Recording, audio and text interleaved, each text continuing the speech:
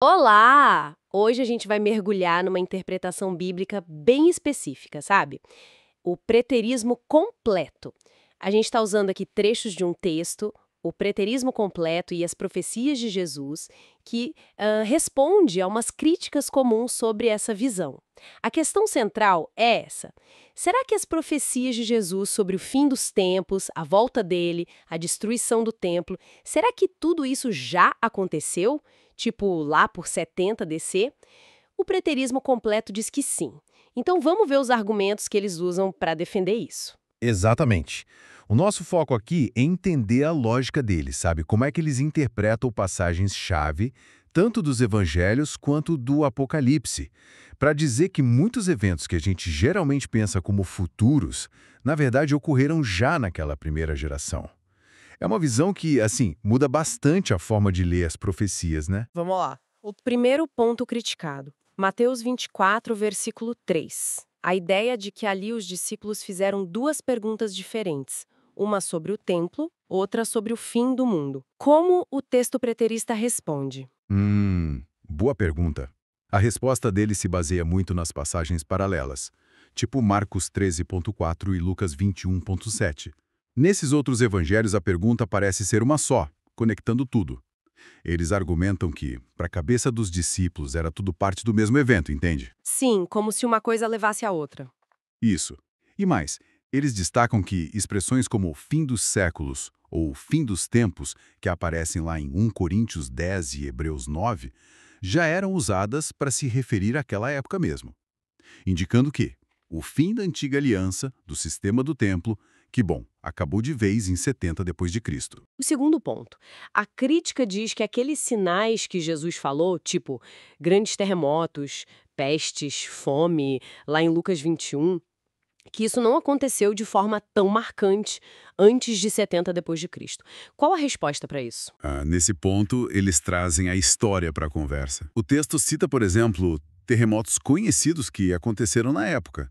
Laodiceia, por volta de 60 depois de Cristo, Pompeia, em 62, e até aquele terremoto lá de Atos 16, na prisão de Paulo e Silas. E sobre a fome, lembram da profecia de Ágabo, em Atos 11, que se cumpriu no governo de Cláudio.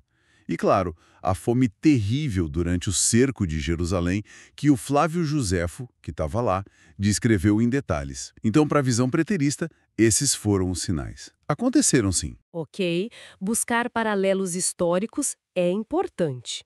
Agora, tem uma questão de linguagem que pega. Lucas 21:35 fala que a tribulação viria sobre todos os que habitam na face de toda a terra. Isso parece bem global, né? Como eles explicam isso? Pois é, esse é um ponto-chave mesmo, de interpretação textual. O argumento deles é que a palavra grega "gê", que a gente traduz como terra, muitas vezes, especialmente em contextos judaicos, ela pode significar especificamente a terra de Israel, a Judéia. Eles até citam Mateus 2,6, terra de Judá.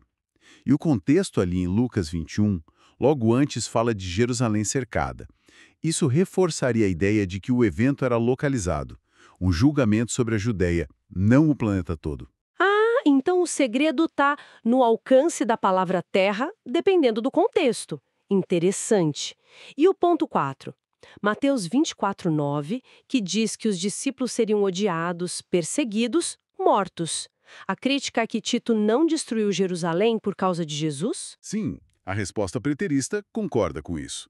A motivação de Tito, o general romano, era política ou militar, mas eles afirmam que a profecia sobre a perseguição e o martírio dos discípulos, essa sim, se cumpriu naquela geração, antes de 70 DC. Pensa bem, Estevão foi apedrejado, Tiago, irmão de João, foi morto à espada. A gente lê isso em Atos.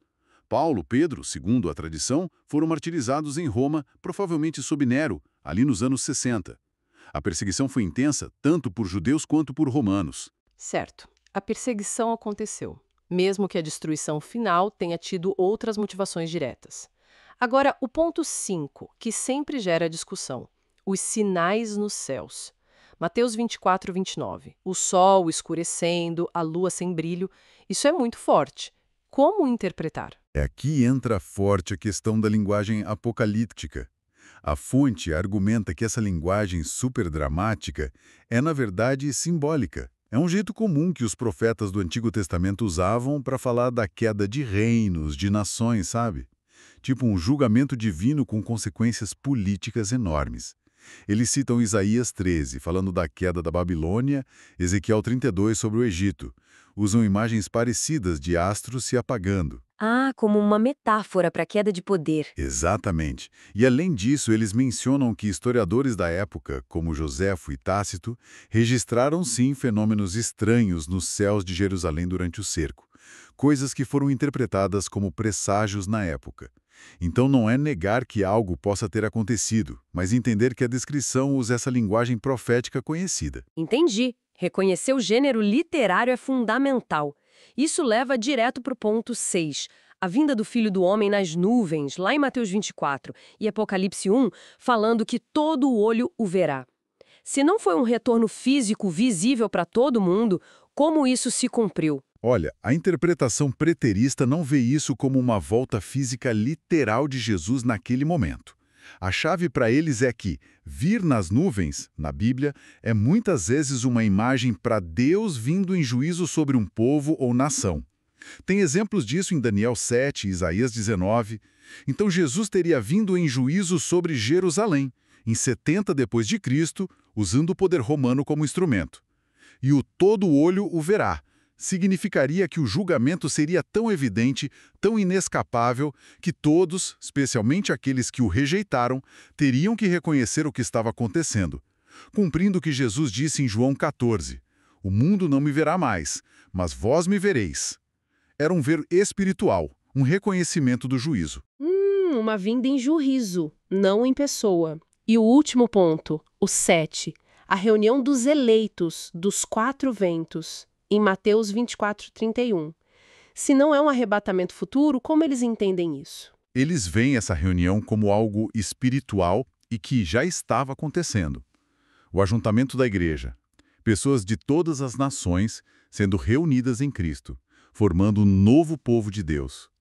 Citam Efésios 1, que fala de reunir todas as coisas em Cristo, Hebreus 12, que descreve os crentes chegando a Jerusalém celestial, a igreja dos primogênitos, João 11, que diz que Jesus morreria para reunir os filhos de Deus dispersos.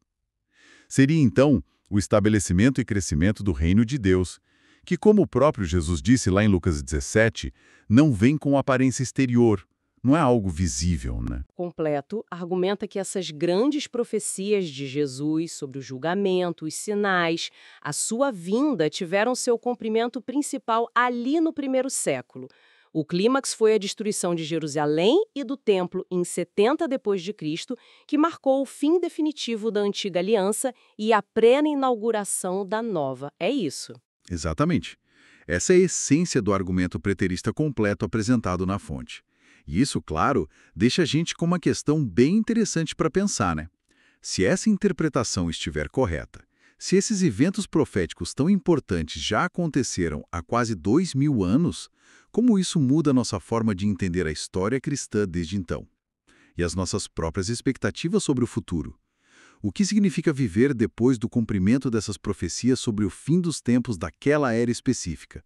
Fica aí a reflexão.